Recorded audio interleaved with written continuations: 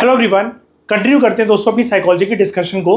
Previous lecture में मैंने आपको बताया था अंडर साइकोमेट्रिक अप्रोच या स्ट्रक्चरल अप्रोच दो थ्योरीज के बारे में। एक थी एल्फ्रेड बिने की यूनिफैक्टर या फिर one factor theory of intelligence, और दूसरी हमने डिस्कस करी थी चार्ल्स स्पीयरमैन की two factor theory of intelligence. आज के लेक्चर में हम बात करेंगे लुई थर्स्टोन की। ये भी एक साइकोलॉजिस्ट थे जिन्होंने इंटेलिजेंस के ऊपर थ्योरीज दी थी। जो भी हम चीज़ें पढ़ रहे हैं साइकोलॉजिस्ट के बारे में, ये सारी इंटेलिजेंस की थ्योरीज ही हैं। इनकी थ्योरी ऑफ इंटेलिजेंस का नाम था theory of primary mental abilities. Alfred बिने को चैलेंज करा चार्ल्स स्पीयरमैन ने। चार्ल्स स्पीयरमैन की थ्योरी को चैलेंज करा गया लुई थर्स्टोन के द्वारा। ठीक है, क्या कहा इन्होंने? चार्ल्स स्पीयरमैन की थ्योरी को क्रिटिसाइज करने वाले जो पर्सन थे उनका नाम था लुई थर्स्टोन। ठीक है, लुई थर्स्टोन का पूरा नाम था लुई लियोन थर्स्टोन। ठीक है, इन्होंने बोला चार्ल्स स्पीयरमैन से, भाई साहब मैं आपकी बात से एग्री नहीं करता। आपने बोला कि हमारे इंटेलिजेंस के अंदर दो फैक्टर्स होते हैं, एक जनरल फैक्टर और एक स्पेसिफिक फैक्टर। स्पेसिफिक फैक्टर गिने चुने लोगों में होते हैं, जनरल फैक्टर सब में पाए जाते हैं। तो इन्होंने बोला कि हमारा जो इंटेलिजेंस है, चार्ल्स स्पीयरमैन से इन्होंने बोला कि आप बोल रहे हो कि हमारी जो इंटेलिजेंस है वो जनरली एक जनरल फैक्टर से बनी हुई है। मतलब ये उनको ये नहीं कह रहे हैं एल्फ्रेड बिने की तरह। एल्फ्रेड बिने ने तो बोला था कि हमारे अंदर एक ही सेट ऑफ मेंटल एबिलिटी होता है। उन्होंने एल्फ्रेड बिने ने जी फैक्टर एस फैक्टर जैसा कोई नाम नहीं दिया। चार्ल्स स्पीयरमैन ने बोला था कि एक हमारे अंदर होता है जी फैक्टर, एक होता है एस फैक्टर। इन्होंने कहा हमारे अंदर एक नहीं होता जनरल फैक्टर। तो इन्होंने फैक्टर वर्ड ना बोल के इन्होंने बोला ज़्यादा बेटर ये होगा कि हम उसको मेंटल एबिलिटीज बोले। और प्राइमरी मेंटल एबिलिटीज मतलब जो प्राइमरी लेवल पर सबके पास है, वो कॉमन है। ठीक है, तो इन्होंने बोला जो कॉमन चीज चार्ल्स स्पीयरमैन डिफाइन नहीं कर पाए थे ना कि जनरल फैक्टर, जैसे वो तो मैं आपको एग्जांपल दे रहा था प्रीवियस लेक्चर में कि नहाना धोना, खाना बनाना, मैगी बनाना, शेक बनाना, ये छोटे मोटे काम हर कोई कर लेता है। हाँ, वो अलग बात है कि हर किसी के पास स्पेसिफिक फैक्टर नहीं हो सकता, स्पेसिफिक एबिलिटी नहीं हो सकती है। लेकिन उसी जर्नल फैक्टर को थोड़ा सा और इलेबोरेट करते हुए लुई थर्स्टोन जी का ये बोलना था, इनका मेन आइडिया जो उन्होंने प्रपोज करा, इन्होंने बोला कि हमारे अंदर जो इंटेलिजेंस होती है वो 7 इंडिपेंडेंट प्राइमरी एबिलिटीज से मिलकर बनी हुई है। 7 हमारे अंदर इंडिपेंडेंट जो है प्राइमरी एबिलिटीज हैं। प्राइमरी इसलिए क्योंकि प्राइमरी लेवल से कॉमन लेवल से सबके पास है। ठीक है, तो ये जो एबिलिटीज है ये सेपरेट तरीके से फंक्शन करती हैं और इनको कोई भी एक सिंगल जनरल फैक्टर कंट्रोल नहीं करता। जैसे चार्ल्स स्पीयरमैन ने बोला था कि हम सबके अंदर एक कॉमन जी फैक्टर होता है, वहीं पर लुई थर्स्टोन जी का ये बोलना था कि कॉमन नहीं होता वो जी फैक्टर। हमारे अंदर 7 एबिलिटीज होती हैं जनरली जो सारे ह्यूमन बींग्स में पाई जाती हैं, और ये सारी की सारी 7 एबिलिटीज एक दूसरे से बिल्कुल अलग है। ठीक है, तो सबसे पहले हम बात करते हैं 7 प्राइमरी मेंटल एबिलिटीज। इसको समझते हैं कि इन्होंने कौन सी ऐसी 7 प्राइमरी मेंटल एबिलिटीज के बारे में बोला। इनकी थ्योरी का नाम यही है, theory of primary mental abilities. तो कितनी प्राइमरी मेंटल एबिलिटीज के बारे में इन्होंने जिक्र करा? Answer is 7। एक एक करके अब हम सबको समझते हैं। सबसे पहले इनकी जो प्राइमरी मेंटल एबिलिटी है जो उन्होंने बोला इंसानों के अंदर होती है, कॉमन रूप से सबके अंदर पाई जाती है, पहली वाली वर्बल कॉम्प्रीहेंशन। ठीक है, वर्बल कॉम्प्रीहेंशन का क्या मतलब होता है? आप ग्रैस्प कर सको मीनिंग को और समझ सको वेरियस वर्ड्स को, कॉन्सेप्ट्स को, आइडियाज को और लैंग्वेज को। ठीक है, फॉर एग्जांपल अगर आप न्यूज़पेपर आर्टिकल को रीड कर पाते हो, अपने क्लासरूम में जो टीचर आपको लेक्चर डिलीवर कर पा रही है आप समझ पाते हो, 100% नहीं, कोई आपको टॉपर नहीं बनना है, लेकिन थोड़ा बहुत कोई ना कोई बातें किसी ना किसी सब्जेक्ट के अंदर इंटरेस्ट हर एक इंडिविजुअल का होता है। कोई हिंदी नहीं जान सकता तो संस्कृत जान सकता है, संस्कृत नहीं जान सकता तो इंग्लिश जान सकता है, इंग्लिश नहीं जान सकता तो स्पेनिश जान सकता है। कोई ना कोई भाषा, थोड़ा तो छोटी मोटी चीज़ वो तो हर एक ह्यूमन बीइंग समझ ही लेते हैं। आपके घर में जैसे पेट होता है, यार पेट भी तो आपकी भाषा समझ लेते हैं, हम तो फिर भी इंसानों की बात कर रहे हैं। तो थोड़ा बहुत वर्बल कॉम्प्रीहेंशन सबके पास होता है। अब यहाँ पर मैं थोड़े बहुत वर्ड के ऊपर फोकस क्यों कर रहा हूँ? क्योंकि ये प्राइमरी मेंटल एबिलिटीज हैं जो लुई थर्स्टोन ने कही, तो ये थोड़े बहुत लेवल पर सबके पास होती है। दूसरी है हमारी primary mental ability numerical ability. इसका मतलब क्या होता है? आपके अंदर न्यूमेरिकल स्किल और जो कॉम्प्यूटेशनल स्किल्स हैं, कॉम्प्यूटेशनल न्यूमेरिकल स्किल्स मतलब with regard to number, calculation, ठीक है, लॉजिकल रीजनिंग का इस्तेमाल करना, तो आपके अंदर इन न्यूमेरिकल और कॉम्प्यूटेशनल स्किल्स को यूज करने की या फिर सॉल्व करने की एबिलिटी में आपके पास स्पीड कितनी है और एक्यूरेसी कितनी है। फॉर एग्जांपल जब आप कुछ अरिथमेटिक प्रॉब्लम्स को सॉल्व कर रहे हो, आप कोई चीज़ कैलकुलेट कर रहे हो, आप न्यूमेरिकल रीजनिंग कर रहे हो, नॉर्मल कैलकुलेटर का आप इस्तेमाल कर रहे हो, मैथ्स के सम्स को सॉल्व कर रहे हो, ठीक है।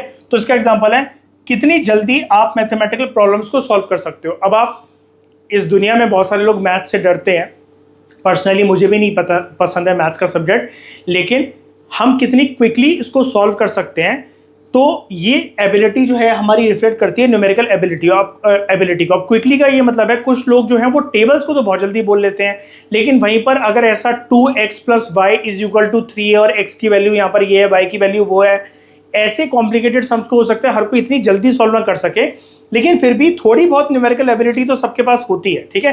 तो न्यूमेरिकल एबिलिटी का मतलब ये होता है कि आपके अंदर स्पीड कैसी है और एक्यूरेसी कैसी है न्यूमेरिकल प्रॉब्लम्स को सॉल्व करने की। अब वो किसी में कम भी हो सकती है, ज़्यादा भी हो सकती है, लेकिन है सबके पास। नॉर्मली पैसे की काउंटिंग तो हर कोई कर ही लेता है एटलीस्ट, ठीक है। फिर है स्पेशल रिलेशन, ये भी एक तीसरी प्राइमरी मेंटल एबिलिटी है जो कि लुई थर्स्टन ने प्रपोज करी।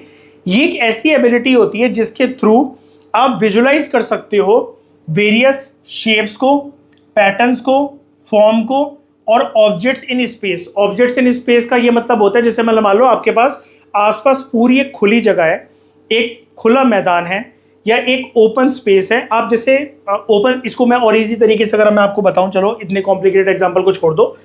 ये आपके पास एक प्लेन पेपर है, ये आपका एक स्पेस है। स्पेस एक ऐसी चीज होती है जहां पर लेंथ, ब्रेड्थ, हाइट नहीं होता पहले से अवेलेबल, आपको खुद से या तो इमेजिन करके बनाना होता है या फिर अगर आपको दे दिया जाए तो आप एक डेफिनेट पैटर्न को ड्रॉ कर सको। अब आपके पास एक ब्लैंक पेपर है सफेद कलर का, उस पर आप कोई ड्राइंग बना रहे हो। अब ड्राइंग आप बनाओगे तो ऑब्वियस ही बात है इन बाउंड्रीज का आप ध्यान रखोगे, कौन सा फिगर कितना बड़ा बनना चाहिए, कैसे आप उसमें रंग भरोगे, इस चीज के लिए आपका दिमाग काम करता है, वो होता है आपका स्पेशल रिलेशन। तो जहां पर भी एक ओपन स्पेस में, एक ब्लैंक स्पेस में आप किसी क्रिएटिविटी को लेकर सोच पाते हो with respect to various shapes, patterns, forms, objects in space, तो वो होता है हमारा स्पेशल रिलेशन। हम स्पेशल इंटेलिजेंस के बारे में भी जानेंगे। एक साइकोलॉजिस्ट थे जिन्होंने एक थ्योरी दी थी, थ्योरी ऑफ मल्टीपल इंटेलिजेंसेस, उनका नाम था हॉवर्ड गार्डनर। तो वो एक बोलते हैं कि एक ह्यूमन बींग्स के अंदर एक स्पेसिफिक इंटेलिजेंस की एबिलिटी होती है जो कि है स्पेशल इंटेलिजेंस। ये किस किस में होती है? डॉक्टर्स में होती है, सर्जन्स में होती है। जैसे मतलब मान लो कि किसी की कोई ऑपरेशन करना है डॉक्टर ने, किसी सर्जन ने, तो उनको पता होता है कि पेट पे कितना कट लगाना है, ठीक है, कहाँ पर जो है वो इंस्ट्रूमेंट्स को इंसर्ट करना है, कहाँ से वो चीज़ें निकालनी है या कोई चीज़ इंसर्ट करनी है पेट के अंदर ऑपरेशन करते वक्त। तो उनकी वो इमेजिनरी स्किल्स काम कर रही होती है। जो एरोप्लेन लोग उड़ाते हैं उनके अंदर भी होती है, ठीक है, उनको पता होता है कि हवा में किस ऊंचाई पर हमें एरोप्लेन उड़ाना है, कहाँ से लेकर जाना है, क्योंकि वहाँ पर तो कोई रोड तो बन नहीं रखी है आसमान में। फिर जो मूर्ति बनाने वाले जो लोग होते हैं, जो स्कल्पचर्स होते हैं, जो आर्किटेक्ट्स होते हैं, उनकी भी इमेजिनरी पावर काम करती है कि यहाँ पर एक ब्लैंक स्पेस अवेलेबल है, इतनी जगह पर इतनी हाइट की मैंने एक मूर्ति बनानी है, मेरे पास मिट्टी है, कुछ सामान है, तो मैंने कैसे उसको शेप दे देकर उसको एक मूर्ति की फॉर्म में मैंने खड़ा कर देना है, किसी एक मूर्ति को, इमारत को, किसी भी चीज़ को। ऐसी एबिलिटी को हम लोग स्पेशल रिलेशन कहते हैं। तो अगर आपसे कोई बोले कि ट्राइंगल को इमेजिन करो तो एकदम से आपके मन में आ जाएगा, अच्छा ये 3 साइडेड फिगर है, एक सर्कल है तो वो पेपर के ऊपर ड्रॉ करा गया एक 2D फिगर है, एक बॉल है तो वो एक स्फेरिकल है, अर्थ की शेप अगर आपसे कोई बोले तो आप वो कहोगे हाँ वो भी एक बॉल की तरह है, वो भी एक स्फेरिकल है। स्क्वायर क्या होता है, रेक्टेंगल क्या होता है। तो ये जो है ये एक आपकी ऐसी एबिलिटी है जिसमें आप इन सारी चीज़ों को इमेजिन कर पाते हो। फॉर एग्जाम्पल मैप्स को रीड करना और इंजीनियरिंग ड्राइंग्स को समझना, ठीक है। अब ये एबिलिटी मैं मानता हूं कि जैसे जो एग्जांपल मैंने लिख रखा है, ये इतनी कॉम्प्लिकेटेड एबिलिटी हर किसी के पास नहीं हो पाती है, लेकिन फिर भी मैप्स को रीड करने वाला एग्जांपल को अगर मैं आपको और इजी तरीके से बताऊं, जैसे आप पहली बार किसी के कहीं एक एरिया जा रहे हो, फॉर एग्जाम्पल मान लो कि आप किसी को ट्यूशन पढ़ाने जा रहे हो, होम ट्यूशन देने जा रहे हो, और आपको पहली बार वहाँ पर किसी का एक एड्रेस दिया किसी ने आपको, आप गूगल मैप से पहली बार पहुँचे, तो 10-15 दिन मैक्सिमम, मैं कह रहा हूँ 1 महीना, अगर आप स्लो लर्नर भी हो, आपको स्लो चीज़ें समझ में आती हैं, तब भी आप 1 महीने के अंदर अंदर बार बार मैप को खोल कर नहीं जाओगे, आपको वो रास्ता याद हो जाएगा प्रॉपर तरीके से। तो अगर आपको वो याद हो रहा है तो आपकी इमेजिनेशन काम कर रही है, पहले इस गली से जाना है मैंने, फिर उस गली से जाना है, फिर ये यहाँ से मैंने टर्न लेना है, यहाँ से मैंने अपनी गाड़ी मोड़ कर लेकर आनी है, तो आपको वो पता लग जाता है। This imagination is known as spatial relation. I hope आपको क्लैरिटी मिल गई होगी। और जब हम स्पेशल इंटेलिजेंस के बारे में पढ़ेंगे, हॉवर्ड गार्डनर की थ्योरी जो थी, 8 प्रकार की इंटेलिजेंस के बारे में उन्होंने बात करी थी, तब आपको और ज़्यादा क्लैरिटी मिल जाएगी, ठीक है। चौथी प्राइमरी मेंटल एबिलिटी है जो कि लुई थर्स्टन ने प्रपोज करी थी, दैट इज परसेप्चुअल स्पीड।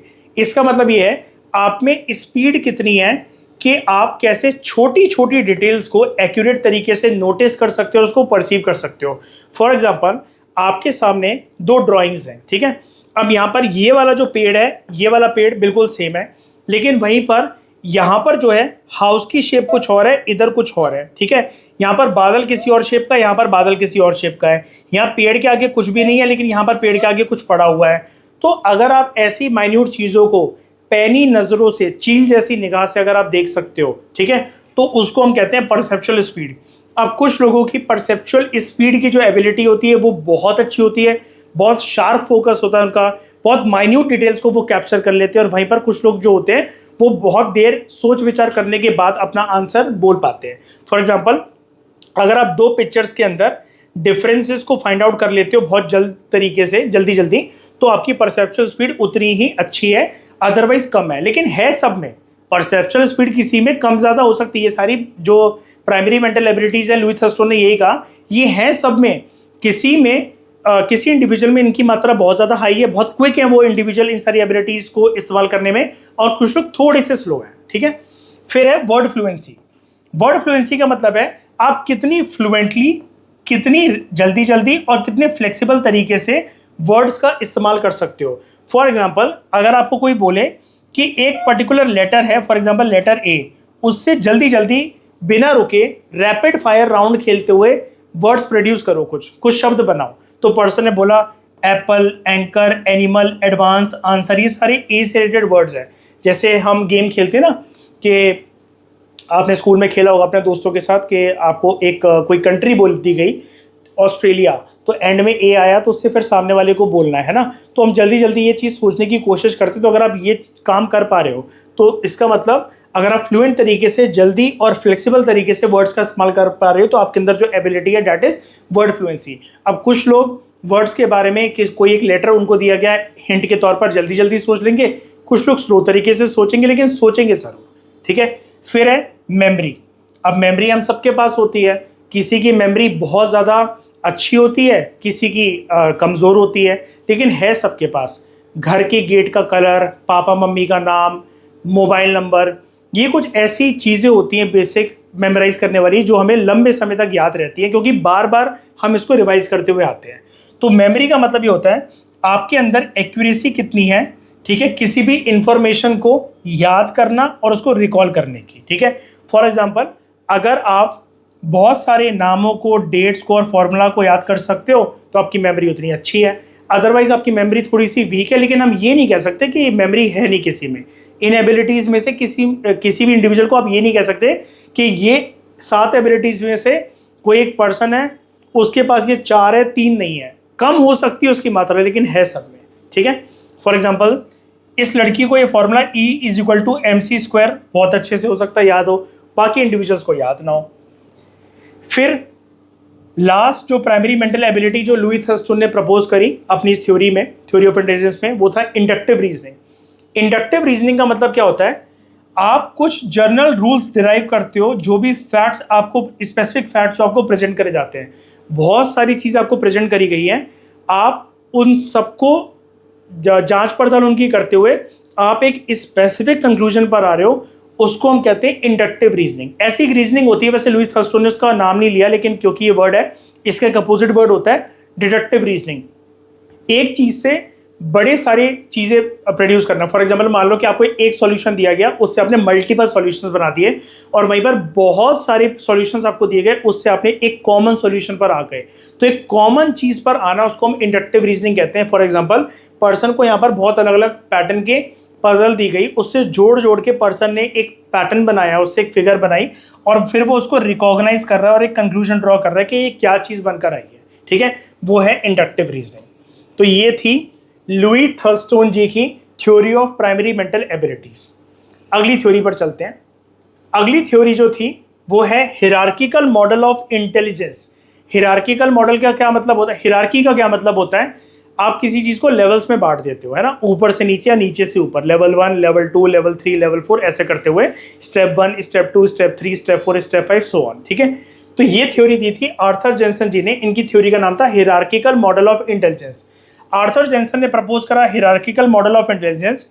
इनके अकॉर्डिंग, इस मॉडल के अकॉर्डिंग इंटेलिजेंस जो है वो 2 लेवल पर एग्जिस्ट करती है। ये थे मिस्टर आर्थर जेनसन। इनके अकॉर्डिंग इंटेलिजेंस जो है हमारी वो 2 लेवल्स पर एग्जिस्ट करती है।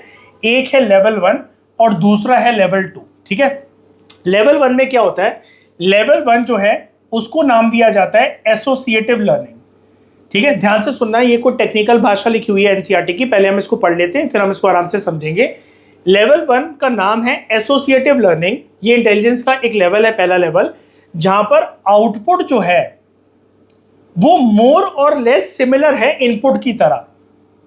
इनपुट क्या होता है? कोई चीज आपको सिखाई गई।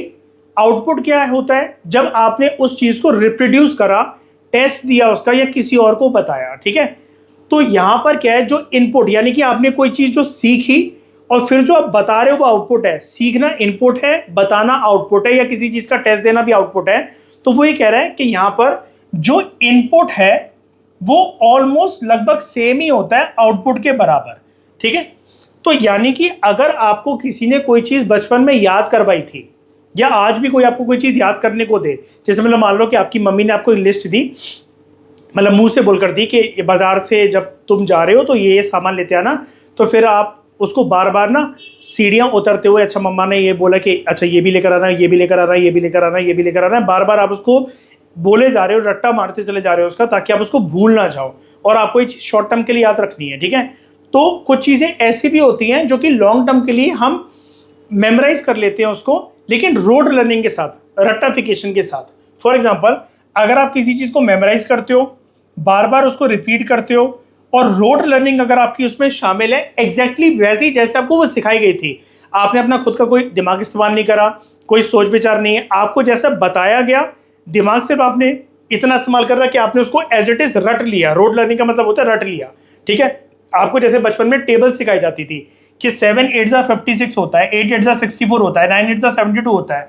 अब ये आपके मुंह जुबानी आपको याद है। ठीक है, इसके पीछे आपने कभी कोई लॉजिक ढूंढने की कोशिश नहीं करी कि क्यों 7 इंटू 8 जो है वो 56 होता है, हम यही सिंबल्स क्यों लगाते हैं, इंटू के लिए एक्स क्यों बनाते हैं, इक्वल के लिए 2 पैरेलल लाइंस क्यों बनाते हैं। इतना ज्यादा आपने नहीं सोचा इसके बारे में। आपको जैसा याद करवाया गया, प्यार से पुचकार कर, मारकर, पीट कर आपने उसको याद कर लिया। ठीक है, फॉर एग्जाम्पल, अगर आप मल्टीप्लिकेशन टेबल्स को एग्जैक्टली जैसे आपको वो पढ़ाई गई थी वैसे ही अगर आपको वो याद है, तो यानी कि आपके अंदर लेवल 1 इंटेलिजेंस है, या किसी भी इंडिविजुअल के अंदर लेवल 1 इंटेलिजेंस है। तो लेवल 1 इंटेलिजेंस के अंदर आर्थर जेनसन जी क्या बोलते थे कि इनपुट जो है वो आउटपुट के बराबर होता है, या आप अपोजिट भी बोल सकते हैं, आउटपुट वैसे ही निकल कर आएगा जैसे इनपुट दिया गया था। यहां पर कोई एक्स्ट्रा मेहनत मुशक्कत नहीं कर रखी इंडिविजुअल ने सोच विचार के ऊपर। जैसा जिसको जो रटवाया गया, जैसा जिसको जो याद करवाया गया, जैसा जिसको जो सिखाया गया, उसने एज इट इज अपना बिना दिमाग चलाए, इंफॉर्मेशन को प्रोसेस करे बिना, वैसे ही उसको एब्जॉर्ब कर लिया। वहीं पर बिल्कुल इससे अलग होता है दूसरा लेवल ऑफ इंटेलिजेंस, जिसको आर्थर जेनसन ने अपने मॉडल के अंदर नाम दिया। ठीक है, हियरार्किकल मॉडल ऑफ इंटेलिजेंस के अंदर लेवल 2 बोला इसको। लेवल 2 के अंदर हायर ऑर्डर स्किल्स होती है। हायर ऑर्डर इनको क्यों बोला जा रहा है? यहां पर जो चीज आपको सिखाई गई है, बताई गई है, उसके बेसिस पर आपका दिमाग काम करेगा। ठीक है, आप यहां पर इनपुट को ट्रांसफॉर्म करोगे ताकि एक इफेक्टिव आउटपुट निकल कर आ सके। आपको जो चीज सिखाई गई है, आप उसको एज इट इज याद नहीं करोगे, सोचोगे, उसके ऊपर विचार करोगे, प्रोसेसिंग करोगे, आपका दिमाग चलेगा, कॉग्निटिव एक्टिविटी होगी आपके दिमाग के अंदर, ताकि वो एक तरीके से ट्रांसफॉर्म होके एक इफेक्टिव आउटपुट के रूप में निकल कर आ सके। लेवल 2 ऑफ इंटेलिजेंस को हम लोग कॉग्निटिव कॉम्पिटेंस भी बोलते हैं। ठीक है, इसके अंदर क्या क्या आता है? आपको कोई जो एक इनपुट दिया गया, कोई चीज जो आपको सिखाई गई, आप उसके पीछे रीजन फाइंड आउट कर रहे हो। ठीक है, आप उसको समझ रहे हो, एनालाइज कर रहे हो, प्रॉब्लम्स को सॉल्व कर रहे हो, और फिर आप क्रिएटिवली उस नॉलेज को अप्लाई कर रहे हो। ठीक है, फॉर एग्जाम्पल, बचपन में हमें टेबल याद करवाई गई थी कि 2 1 2 2 2 4, ये सब याद करवाया गया था। 20 तक टेबल याद करने को हर कोई हमें बोलता था, लेकिन उसी नॉलेज के बेसिस पर अगर एक इंडिविजुअल को ऐसा सम दिया जाए, तो यहां पर ये रोड लर्निंग से नहीं हो सकता कि 2a² + 3b का रिजल्ट क्या निकल कर आएगा, जहां पर a जो है वो 3 है और b जो है 5 है। ये जो है प्रॉपर एक मैथमेटिकल कैलकुलेशन है, यहां पर इसका आंसर एकदम से हम नहीं दे सकते, हमें सोचना पड़ेगा। मुंह जुबानी रट्टाफिकेशन होते हमें याद नहीं है। तो जैसे यहां पर a की वैल्यू 3 है, b की वैल्यू 5 है और ये है 2a² और a की वैल्यू हमें दे रखी है और a² है, ठीक है। a की वैल्यू है 3, तो इसका मतलब है ये होगा 2 इंटू 3 इंटू 3 और प्लस 3 इंटू बी की वैल्यू है 5। अब ये क्या हमें पहले से पता है क्या, हमने रट्टा मार रखा है इस चीज का? ऐसे कोई जो प्रॉब्लम्स हैं हमें याद करवाई गई है नहीं। तो 3 2 6, ठीक है, 6 3 18 है ना, और 18 प्लस 15 जो भी आपका आंसर आएगा ऐसे आपने स्टेप बाय स्टेप करके इसको निकाला हुआ है।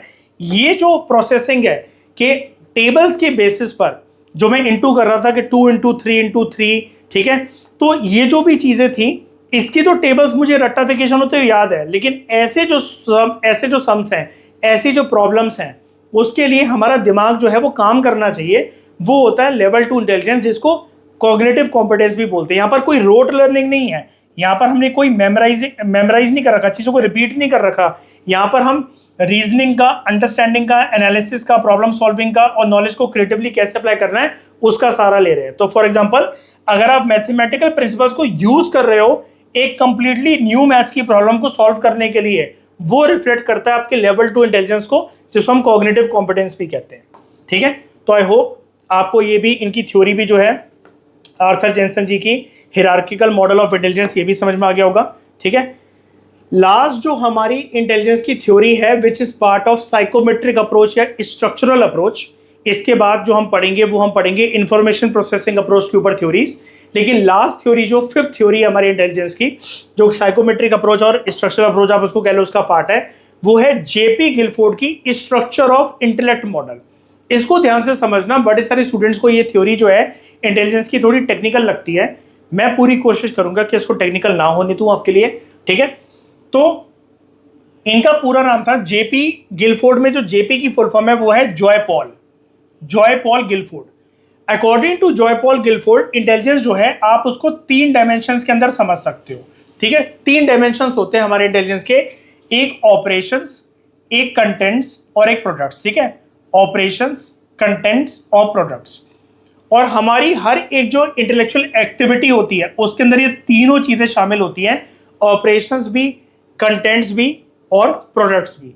एक एक करके हम समझते हैं तीनों का मतलब क्या है और उन तीनों के अंदर कंपोनेंट क्या है। अच्छा, एक बात मैं आपको पहले ही बता देता हूं, ये जो इनका स्ट्रक्चर ऑफ इंटेलेक्ट मॉडल है, इसके बेसिस पर ये एक मैथमेटिकल कैलकुलेशन करते हुए आपको बोलेंगे कि 180 नंबर की कोई चीज होती है। तो मैं आपको पहले ही बता देता हूं, ऑपरेशंस के अंदर 6 चीजें हैं शामिल, ठीक है। कंटेंट्स के अंदर 5 चीजें शामिल हैं और प्रोडक्ट्स के अंदर फिर से 6 चीजें शामिल हैं। इसको अगर आप मल्टीप्लाई करोगे 6 5 30 और 30 इंटू 6, ठीक है, तो 6 3 18 होता है, तो 30 इंटू 6 180। तो ये 180 सेल्स के बारे में बात करेंगे, तो ये कंफ्यूज मत होना, आगे चलकर अभी मैं आपको बताऊंगा ये कैसे निकल कर आया नंबर। लेकिन क्योंकि ये कर क्या रहे हैं अपने इस मॉडल में, जब ये कंक्लूजन देंगे ये बोलेंगे ऑपरेशंस की सारी चीजें, कंटेंट्स की सारी चीजें और प्रोडक्ट्स की सारी चीजों को अगर हम एक दूसरे से मल्टीप्लाई कर दें तो आउटकम निकल कर आएगा कि हमारे अंदर 180 इंटेलेक्चुअल एबिलिटीज निकल कर आएंगी। और ये 180 आया कैसे नंबर, 6 है यहाँ पर, 5 है यहाँ पर और 6 है यहाँ पर। तो 6 5 30, 30 इंटू 6 180, और वो 180 सेल्स इन्होंने बोला, उसको सेल ना बोलते हुए हम लोग इंटेलेक्चुअल एबिलिटी या मेंटल एबिलिटीज भी बोल सकते हैं। तो अब एक एक करके समझते हैं कि इसका मतलब क्या है। ऑपरेशन का सिंपली ये मतलब होता है व्हाट द रिस्पोंडेंट डज। आपने कभी भी कोई भी किसी भी पल कोई भी काम करा, वो है आपका ऑपरेशन, ठीक है। अब ये ऑपरेशन का मतलब ये कोई हॉस्पिटल वाले ऑपरेशन की बात नहीं हो रही है, आपका कोई भी एक्टिविटी को करना, उस एक्टिविटी को करते हो आप कुछ तो सोचोगे, बैक ऑफ द माइंड आपके कुछ तो चल रहा होगा, चाहे आप कॉन्शियसली सोच रहे हो या अनकॉन्शियसली सोच रहे हो, लेकिन माइंड उस टाइम पे काम जरूर कर रहा है, ठीक है। तो रिस्पोंडेंट जब भी कोई काम करता है तो वो रिफ्लेक्ट करता है ऑपरेशन को।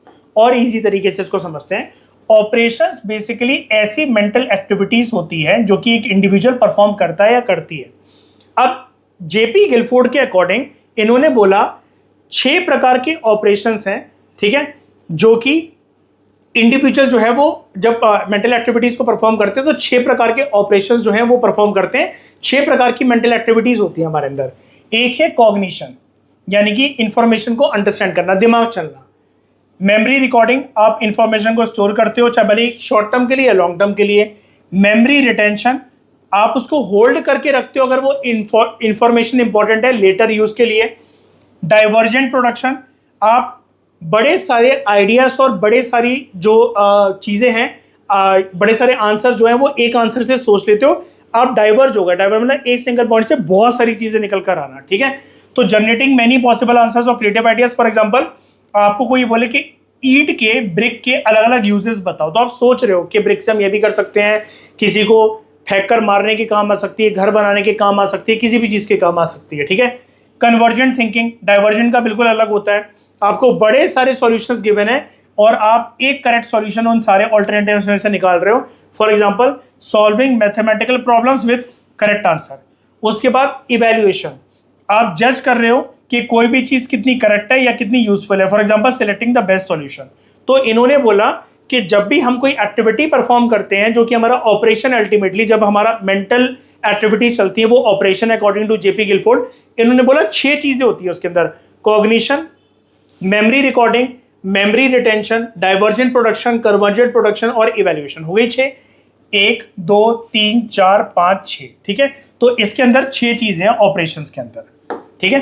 अब कंटेंट्स के अंदर 5 चीजें होती हैं। कंटेंट होता क्या है पहले हम ये समझते हैं। Content refers to nature of materials और information on which intellectual operations are performed. आपने कौन सी चीजों को ध्यान में रखते हुए ये सोच विचार करा था कि मैं एक एक्टिविटी को परफॉर्म करूंगा, वो आपका कंटेंट है। जैसे आप जब भी कोई एक्टिविटी कर रहे थे तो जिस टाइम पर आपका दिमाग काम कर रहा था, आपका मेंटल ऑपरेशन काम कर रहे थे, सारे के सारे जो भी हमने यहाँ पर पढ़े, तो आपने कौन कौन सी चीजों का सहारा लिया ये सब चीज करने के लिए, कि उसको दिमाग में होल्ड करने के लिए, लेटर टाइम के लिए मेरे को उसको यूज करना है, कि शॉर्ट टर्म के लिए मेरे को उसको याद रखना है, ठीक है। आप उसको समझ रहे थे तो कौन सी चीजों का आपने सहारा लिया। तो 5 कंटेंट जो कि प्रपोज करे गए थे जेपी गिलफोर्ड के द्वारा, वो है, इन्होंने बोला या तो हम विजुअल तरीके से चीजों को समझते हैं, पिक्चर्स और इमेजेस का सहारा लेकर, या हम चीजों को सुनते हैं, ऑडिटरी जैसे साउंड्स, या तो हम सिंबल्स का सहारा लेते हैं जैसे लेटर्स, नंबर्स या सिंबल्स देखना। सीमेंटिक का मतलब होता है वर्ड्स या फिर उसके मीनिंग्स का सहारा लेना।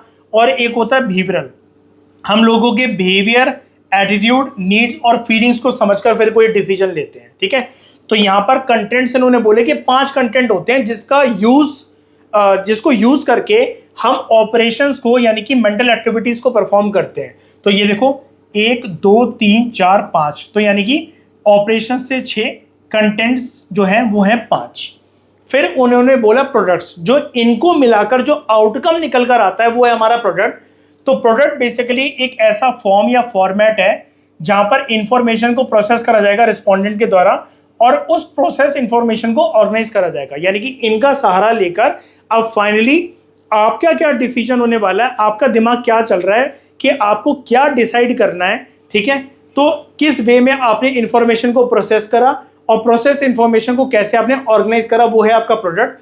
तो जेपी गिलफोर्ड के अकॉर्डिंग 6 प्रकार के प्रोडक्ट्स होते हैं। या तो आप किसी चीज को, जो आपका प्रोडक्ट निकल कर आया यानी कि आउटकम निकल कर आया, आप उसको या तो यूनिट्स में ऑर्गेनाइज कर लो, या क्लासेस में, या रिलेशंस में, या सिस्टम्स में, या फिर ट्रांसफॉर्मेशंस में, या उसको इंप्लाई कर दो उसकी एप्लीकेशंस को, उसको इम्प्लीकेशंस कहते हैं। हर एक ये जो हमारे प्रोडक्ट्स के सब कंपोनेंट्स हैं, ये हमारे थिंकिंग के आउटकम को रिप्रेजेंट करता है। यहां पर आपकी थिंकिंग हो रही थी, थिंकिंग करते वक्त आपने किन किन चीजों के बारे में सोचा, अल्टीमेटली उसका आउटकम क्या निकल कर आया, कि आपने उसको ग्रुप कैसे करा, क्लासीफाई कैसे करा, आपने उसको यूनिट्स में क्लासीफाई करा, अलग अलग उसकी कैटेगरीज या क्लासेस बनाई आपने, उनके बीच में रिलेशंस को लिंक करके आपने उसको समझा, कोई एक सिस्टम या पैटर्न आपने ढूंढा उसके अंदर, आपने क्या उसको थोड़ा सा ट्रांसफॉर्म करा कि यार ये चीज ऐसी बोली जा रही है, मुझे गलत लग रही है, इसको थोड़ा सा ऐसे होना चाहिए, तो आपने उसको ट्रांसफॉर्म कर दिया और फाइनली आपने सोचा ये कहाँ एप्लीकेबल है, इसकी इंप्लीकेशंस क्या हो सकती है, ये जो चीज है थ्योरेटिकल, इसको मैं रियल वर्ल्ड में कहाँ अप्लाई कर सकता हूँ। जब ऐसे चीजों के बेसिस पर आपका दिमाग काम करने लगा तो वो आपका थिंकिंग का आउटकम है, ठीक है। अब यही होता है ना दोस्तों, जैसे किसी साइंटिस्ट ने कोई जो एक मॉडल दे रखा है किसी चीज़ के ऊपर, कोई थ्योरी दे रखी है, कोई इन्वेंशन कर रखी है उसने, तो आप उसको पहले स्टडी करते हो ना कि मैं इससे बेटर क्या बना सकता हूँ। जैसे फॉर एग्जांपल मान लो, हाई फाई एग्जांपल छोड़ो, कंटेंट क्रिएशन की बात करते हैं। मान लो आप एक यूट्यूबर हो या ब्लॉगर हो, या आप रील बनाना चाहते हो, या आप अपनी किसी वीडियो को वायरल करना चाहते हो, तो आप पहले दूसरों की वीडियोस को, दूसरों के कंटेंट को फिल्टर करोगे ना। तो जब फिल्टर आप करोगे, आपकी मेंटल एक्टिविटीज परफॉर्म हो रही होंगी। अब फिल्टर आप उसको कैसे कर रहे हो, जैसे आपको एक गाना बेटर बनाना है किसी और सिंगर से, तो आप वहां पर उसको सुनोगे। किसी की वीडियो से ज़्यादा इंटरेस्टिंग वीडियो आपको बनानी है तो आप उसको देखोगे, ठीक है। आपको वीडियो एडिटिंग करनी है तो वहां पर आप सिंबल्स का यूज़ करोगे। किसी ने कैसी भाषा में, कॉम्प्लिकेटेड भाषा में किसी ने कुछ समझा रखा है, तो फिर आप वर्ड्स को, मीनिंग्स को बहुत तोड़ कर आसानी से किसी को समझाने की कोशिश करोगे।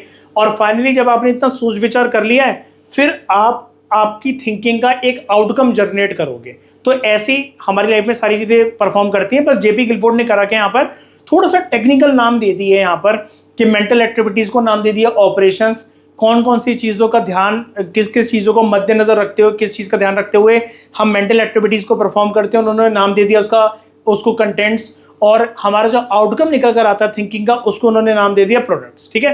तो यहाँ पर कितने हैं प्रोडक्ट्स, 1 2 3 4 5 6, ठीक है। तो 6 यहाँ पर थे, 5 यहाँ पर है और 6 यहाँ पर है, ठीक है।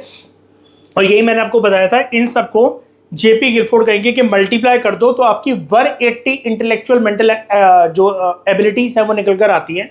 तो जेपी गिलफोर्ड का इस मॉडल के बेसिस पर एक मॉडल निकल कर आता है जिसको हम कहते हैं 180 सेल मॉडल। जेपी गिलफोर्ड ने इन सबको क्लासिफाई कैसे करा, इन्होंने बोला हमारे अंदर 6 ऑपरेशंस होते हैं, ठीक है, 5 कंटेंट होते हैं और 6 प्रोडक्ट होते हैं। तो 6 × 5 × 6 180 पॉसिबल इंटेलेक्चुअल एबिलिटीज होती है। इन इंटेलेक्चुअल एबिलिटीज की अरेंजमेंट को इन्होंने बोला कि ये 180 सेल्स हैं हमारे अंदर। अब एक कोई सेल, यहाँ पर बायोलॉजिकल सेल की बात नहीं हो रही है, इनको सिर्फ इन्होंने इसको नाम दिया। जैसे मेंटल ऑपरेशंस के लिए इन्होंने, मेंटल एक्टिविटीज के लिए इन्होंने नाम दिया ऑपरेशंस, ठीक है। ऐसे इन्होंने बोला कि ये सारी इंटेलेक्चुअल एबिलिटीज जो है इसको हम सेल कह सकते हैं। हर एक सेल क्या रिप्रेजेंट करता है, हर एक सेल के अंदर एटलीस्ट एक इंटेलेक्चुअल एबिलिटी या एक इंटेलेक्चुअल फैक्टर छुपा हुआ है। यानी कि अगर हमारे अंदर 180 सेल्स हैं, ये सेल्स बने कैसे, इन सबके टकराने की वजह से। फॉर एग्जांपल, कोई एक पर्सन है जो कि किसी चीज को मेमोराइज करना चाह रहा है, लेकिन किसी की ऑडियो को मेमोराइज करना चाह रहा है, तो यहां से निकल कर आ जाएगा मेमोरी रिटेंशन वाला फैक्टर, और कंटेंट से निकल कर आ जाएगा ऑडिटरी चीज, सुनने वाली चीज। तो यहां पर इंडिविजुअल की जो एबिलिटी है, इंटेलेक्चुअल एबिलिटी, वो लाई करेगी कि उसने चीज को, मेमोरी को रिटेन करके रखा हुआ है। लेकिन कैसी मेमोरी है, वो क्या देखने वाली है, सिंबॉलिक है, वर्ड मीनिंग वाली है, किसी के बिहेवियर को उसने नोटिस करा, नहीं, उसने किसी की आवाज को नोटिस करा। तो यहां पर इंडिविजुअल जो है वो इस पोजीशन पर उसकी इंटेलेक्चुअल एक्टिविटी लाई करती है, ठीक है। एक और एग्जांपल देता हूं। फॉर एग्जांपल, एक कोई पर्सन है, वो किसी के बिहेवियर को ऑब्जर्व करके इवेल्युएट कर रहा है, ठीक है। तो इवेल्युएशन का पैरामीटर है यहां पर और बिहेवियरल का पैरामीटर है यहां पर। तो इंडिविजुअल की इंटेलेक्चुअल एबिलिटी यहां लाई करती है।